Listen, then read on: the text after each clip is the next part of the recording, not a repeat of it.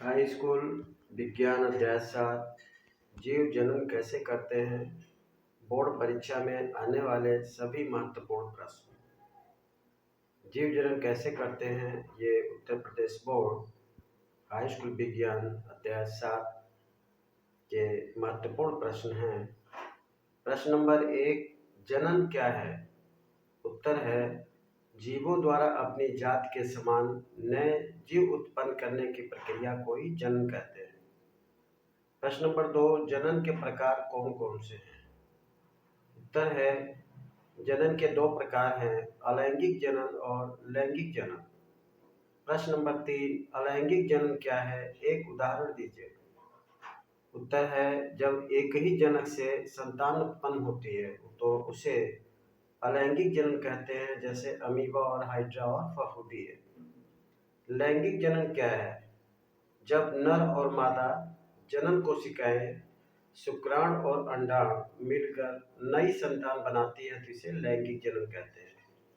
प्रश्न नंबर 5, निषेचन क्या है? नर और मादा जनन कोशिकाओं के संयोग को निषेचन कहते हैं। प्रश्न नंबर 6, भ्रूण कहाँ विकसित होता है? भ्रूण का विकास स्त्री के गर्भाशय में होता है। हाइड्रा में जनन का तरीका क्या है? हाइड्रा में कलिका जनन द्वारा जनन होता है। अमीबा में जनन का तरीका क्या है? उत्तर है, द्विखंडी विभाजन द्वारा। प्रश्न नंबर 7, वनस्पति प्रजनन क्या है? जब पौधों के अंग जैसे जड़, तना या पत्ती से नया पौधा बनता है उसे वनस्पति प्रजनन कहते हैं। किशोरावस्था क्या है? यह वह अवस्था होता है जब बच्चों के शरीर में यौवन से संबंधित परिवर्तन होने लगते हैं। अलैंगिक जनन के प्रकारों को उदाहरण से समझाइए। अलैंगिक जनन के मुख्य प्रकार हैं। पहला, जैसे खंडन है, एक जीव का शरीर खंडों में टूटकर प्रत्येक खंड से एक नया जीव बनाता है, जैसे स्पाइरोगायरा। दूसरा, द्विखंडी विभाजन, एक कोशिका 2 समान कोशिकाओं में विभाजित होकर नया जीव बनाती है, जैसे अमीबा और पैरामीशियम। तीसरा, कलिका जनन, शरीर पर एक छोटी कलिका विकसित होकर अलग होकर एक नया जीव उत्पन्न करती है या बनाती है, जैसे हाइड्रा और यस्ट। बीजाणु जनन, फफूंदी जैसे जीव बीजाणु बनाकर नए जीव उत्पन्न करते हैं, जैसे रोटी पर फफूंदी। वनस्पति प्रजनन, पौधों में तना, जड़ या पत्ती से नए पौधे बनते हैं, जैसे आलू, गन्ना, मनी प्लांट। लैंगिक प्रजनन की प्रक्रिया को समझाइए। लैंगिक जनन में 2 जीव, नर और मादा, भाग लेते हैं। नर जनन कोशिका शुक्राणु और मादा जनन कोशिका अंडाणु का निर्माण होता है। दोनों का संयोग, जिसे निषेचन कहते हैं, होकर जाइगोट बनता है।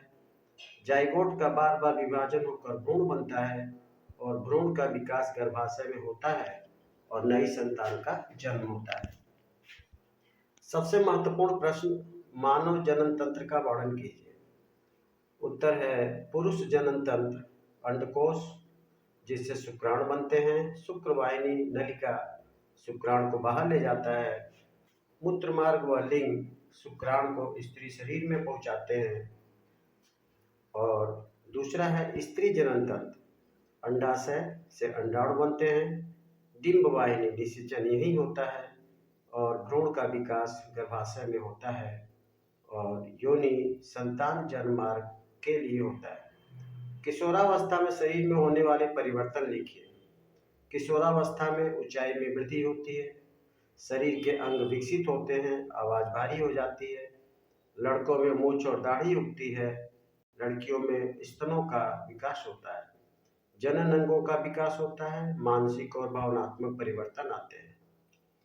वनस्पति प्रजनन के लाभ लिखिए। वनस्पति प्रजनन के निम्न लाभ हैं, जैसे इससे जल्दी नए पौधे बनते हैं, अच्छे गुणों वाले पौधों की प्रतिलिपि तैयार की जा सकती है। तीसरा, फूल या बीज की आवश्यकता नहीं होती। चौथा, सभी पौधे समान गुणों वाले बनते हैं। ये सभी इसके लाभ हैं। डीएनए और जीन क्या होते हैं, इनमें क्या अंतर है? डीएनए, डीऑक्सी राइबोन्यूक्लिक एसिड, एक अणु है जिसमें आनुवांशिक सूचनाएं होती हैं। जीन डीएनए का ही वह अंश होता है जो किसी विशेष गुण को नियंत्रित करता है। इनके द्वारा माता पिता के गुण संतान में पहुंचते हैं। परागण क्रिया निषेचन से किस प्रकार भिन्न है? परागण और निषेचन दोनों ही पौधों में लैंगिक प्रजनन की महत्वपूर्ण क्रियाएं हैं, लेकिन ये एक दूसरे से भिन्न होती हैं और इनके बीच का अंतर इस प्रकार से है। परागण केवल परागकण के स्थानांतरण की क्रिया है, जबकि निषेचन वह क्रिया है जिसमें नर और मादा जनन कोशिकाएं मिलकर युग्मनज बनाते हैं। परागण वह प्रक्रिया है जिसमें पुंकेसर के परागकण स्त्री केसर के वर्तिकाग्र पर स्थानांतरित होते हैं और परागण के बाद ही निषेचन होता है। मानव में वृषण के क्या कार्य हैं?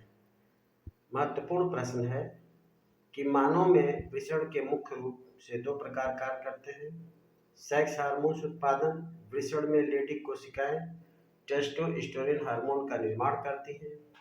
टेस्टोस्टेरोन पुरुषों में पुरुष लक्षण जैसे दाढ़ी, मूछ, गहरी आवाज, मांसपेशियों और लैंगिक व्यवहार के लिए आवश्यक है। शुक्राणु का निर्माण। वृषण में सेमिनिफरस ट्यूब्यूल्स में शुक्राणु बनते हैं। यह प्रक्रिया पुरुष प्रजनन के लिए आवश्यक है और वृषण शुक्राणु उत्पन्न करता है और इसका निर्माण करता है, जो पुरुष लक्षण और प्रजनन क्षमता के लिए आवश्यक होते हैं। अंतिम प्रश्न है, पुष्प के अनुदैर्घ्य काटकर नामांकित चित्र बनाओ। सबसे महत्वपूर्ण प्रश्न है।